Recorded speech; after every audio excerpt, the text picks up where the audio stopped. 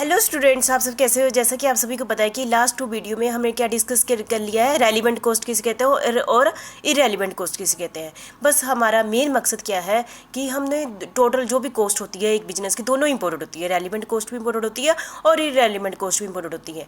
हम दोनों को अलग अलग इसलिए करते हैं क्योंकि जो कि बिजनेस के डिसीजन लेने में हेल्प करेगी, जिससे ना हमने अपना टाइम को वेस्ट करना है, तो उसको हम क्या कहते हैं, रेलिवेंट कॉस्ट कहते हैं। जो कि बिजनेस के डिसीजन पर कोई भी इफेक्ट नहीं पड़ेगा ना, उसको हम क्या कहते हैं, इरेलीवेंट कॉस्ट कहते हैं। इन दोनों में क्या डिफरेंस है फिर भी एक बार रिवीजन कर लेते हैं। तो मुझे लगता है कि अभी इस वीडियो को हम अच्छे से देख लेंगे तो हमें दोनों टॉपिक और अच्छे ढंग से क्या हो जाएंगे, क्लियर हो जाएंगे। ठीक है, डिफरेंस भी होंगे दोनों के बीच में, relevant cost and irrelevant cost. Relevant cost and irrelevant cost are classified of cost based on their importance. हम इन दोनों को क्या, जो टोटल कॉस्ट है उसको कुछ को हम रेलिवेंट कॉस्ट कहते हैं, कुछ को इरेलीवेंट कॉस्ट कहते हैं, क्योंकि हम उनकी इंपॉर्टेंस की बेस पर करते हैं।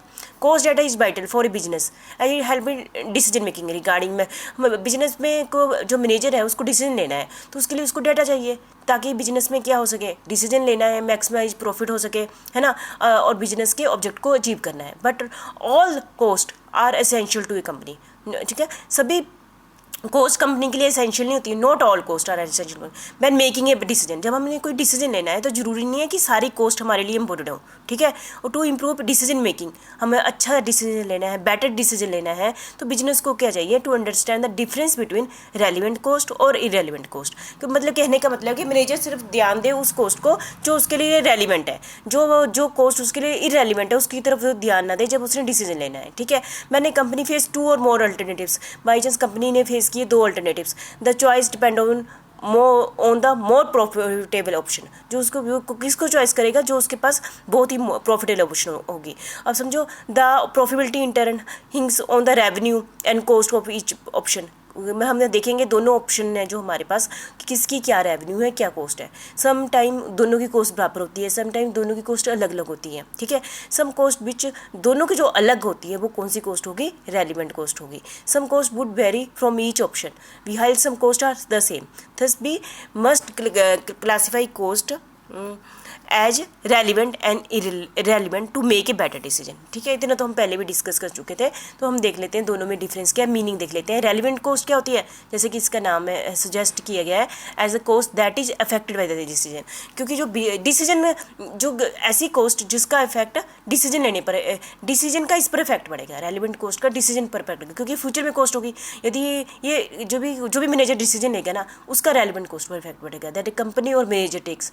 We can say these cost change with each choice. जैसे कोई भी चॉइस करती है तो उससे ये वाली कॉस्ट क्या हो जाती है, चेंज हो जाती है। ठीक है, on the other hand managerial choice does not affect irrelevant cost. जो मैनेजर कोई भी डिसीजन लेता है जिसका कॉस्ट पर कोई इफेक्ट नहीं पड़ता, जिस कॉस्ट पर मैनेजर के डिसीजन का कोई इफेक्ट नहीं पड़ता, क्योंकि जो कॉस्ट हो चुकी है उसके डिसीजन, मैनेजर के डिसीजन का क्या इफेक्ट पड़ेगा, उसको हम क्या कहते हैं, इरेलीवेंट कॉस्ट कहते हैं। Since irrelevant cost remain unaffected bye decision, business often ignore this cost.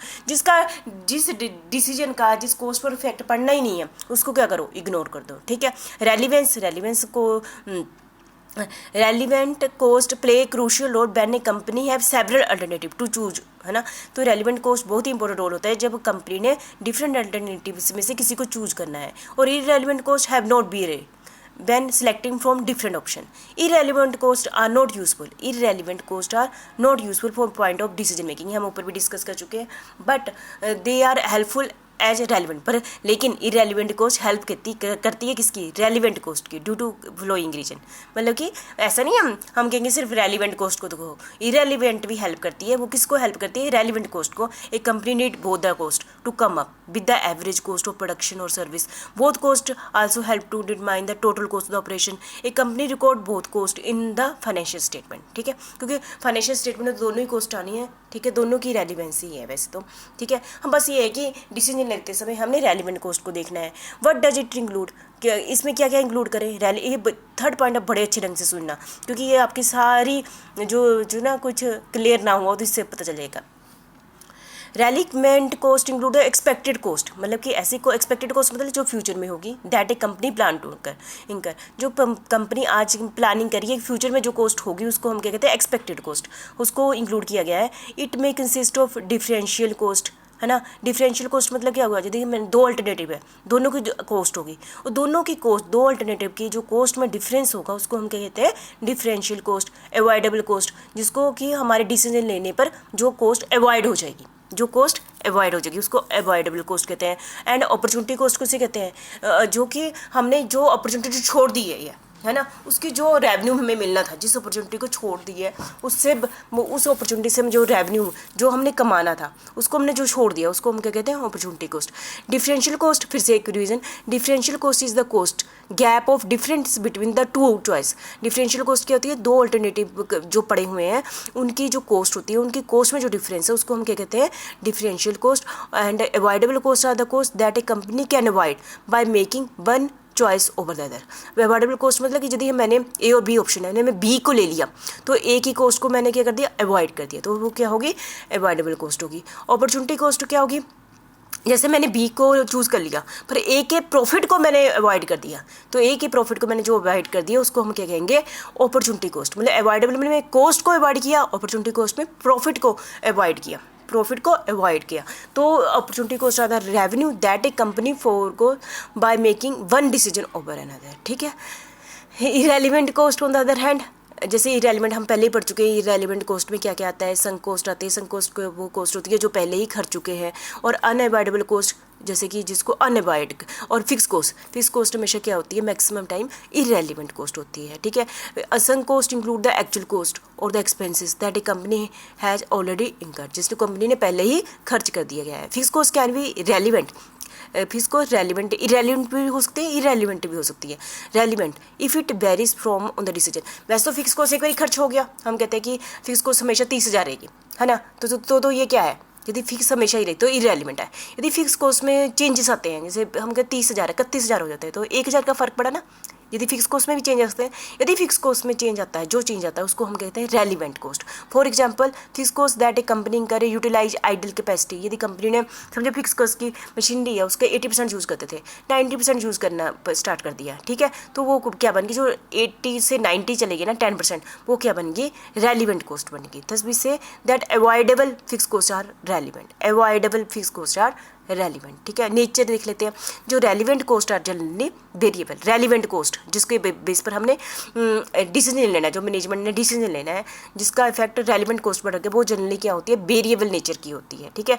We से दे आर ऑपरेशनल और रिकरिंग एक्सपेंडिचर, रिकरिंग मतलब बार बार वो एक्सपेंडिचर होने हैं, और इरेलीवेंट कॉस्ट कौन सी होती है, वो क्या होती है, फिक्स नेचर की होती है, जो एक बार ही हो गया फिर से खर्चे उस पर नहीं होने, ठीक है, तो ये होती है, ठीक है। फिर से ध्यान रखो, सुनिए, रेलिवेंट कॉस्ट कौन सी है, वेरिएबल, और इरेलीवेंट कॉस्ट कौन सी होती है, फिक्स्ड इन नेचर की होती है, ठीक है। Time horizon, relevant cost usually relate to short term, relevant cost किससे रिलेटेड होती है, शॉर्ट टर्म से रिलेटेड होती है, शॉर्ट टर्म समझते हैं ना, शॉर्ट टर्म।